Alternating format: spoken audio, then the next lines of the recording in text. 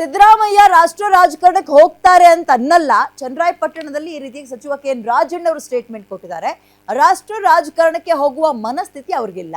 ಅವರು ರಾಜ್ಯ ರಾಜಕಾರಣದಲ್ಲೇ ಇರುವಂತವರು. ಸಾರ್ವಜನಿಕ ಜೀವನದಲ್ಲಿ ಇರ್ತೀನಿ, ಎಲೆಕ್ಷನ್ಗೆ ನಿಲ್ಲಲ್ಲ ಅಂತ ಹೇಳಿದ್ದಾರೆ ಅಷ್ಟೇ.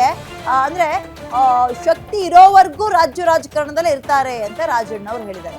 ಇದೀಗ ಒಂದು ಈ ಅಹಿಂದ ರಾಷ್ಟ್ರೀಯ ಸಲಹಾ ಮಂಡಳಿ ಏನಿದೆ, ಇದಕ್ಕೆ ಸಿದ್ದರಾಮಯ್ಯ ಅವ್ರನ್ನ ನೇಮಕ ಮಾಡಿದ್ದಾರೆ. ಈ ನೇಮಕ ಮಾಡಿರೋದ್ರ ಬಗ್ಗೆ ಸಿದ್ದರಾಮಯ್ಯ ಅವ್ರು ಹೇಳ್ತಾರೆ, ನನಗೆ ಇದ್ರ ಬಗ್ಗೆ ಮಾಹಿತಿನೇ ಇಲ್ಲ, ಹೈಕಮಾಂಡ್ ಜೊತೆ ಒಂದ್ಸಲ ಮಾತಾಡ್ತೀನಿ ಅಂತ. ನೇಮಕ ಆಗಿ ಇದೆಲ್ಲವೂ ಫಿಕ್ಸ್ ಆಯಿತು ಅಂತಂದ್ರೆ ರಾಷ್ಟ್ರ ರಾಜಕಾರಣಕ್ಕೆ ಜಂಪ್ ಆಗ್ತಾರ ಸಿದ್ದರಾಮಯ್ಯ ಅವರು ಅನ್ನೋ ಪ್ರಶ್ನೆ ಸಹಜವಾಗೇ ಬರುತ್ತೆ. ಈಗ ಕೆ.ಎನ್. ರಾಜಣ್ಣ ಅವರ ಹಾದಿಯಾಗಿ ಪರಮೇಶ್ವರ್ ಅವರು ಹೇಳ್ತಾ ಇರುವಂಥದ್ದು, ನೇಮಕ ಆದ ತಕ್ಷಣ ಅವ್ರ ಹೆಸರು ಅದ್ರಲ್ಲಿ ಇದೆ ಅಂದ ತಕ್ಷಣ ಇವರು ರಾಜ್ಯವನ್ನ ಬಿಟ್ಟು ರಾಷ್ಟ್ರಕ್ಕೆ ಅಂದ್ರೆ ಡೆಲ್ಲಿಗೆ ಓಡೋಗ್ತಾರೆ ಅಂತ ಏನು ಅರ್ಥ ಅಲ್ಲ.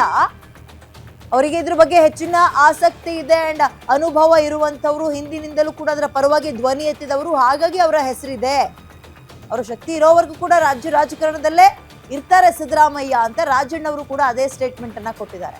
ಸಿದ್ದರಾಮಯ್ಯ ರಾಷ್ಟ್ರ ರಾಜಕಾರಣಕ್ಕೆ ಹೋಗ್ತಾರೆ ಅಂತ ನನ್ಗಂತೂ ಅನ್ಸಲ್ಲಪ್ಪ ಅಂತ ಹೇಳಿದ್ದಾರೆ. ಅಂಡ್ ಇವ್ರುಗಳು ಹೇಳೋದಲ್ಲ, ಸಿದ್ದರಾಮಯ್ಯ ಅವರೇ ಸ್ವತಃ ಹೇಳಿದಾರಲ್ವಾ, ರಾಷ್ಟ್ರ ರಾಜಕಾರಣದ ಬಗ್ಗೆ ನಂಗೆ ಆಸಕ್ತಿ ಇಲ್ಲ, ಇಲ್ಲೇ ನಮ್ಮೂರೇ ಸಾಕು, ನನಗೆ ನಮ್ಮ ರಾಜ್ಯನೇ ಸಾಕು ಅಂತ ಹೇಳಿದ್ದಾರೆ. ಒಂದು 4-5 ಬಾರಿ ಒತ್ತಿ ಹೇಳಿದ್ದಾರೆ.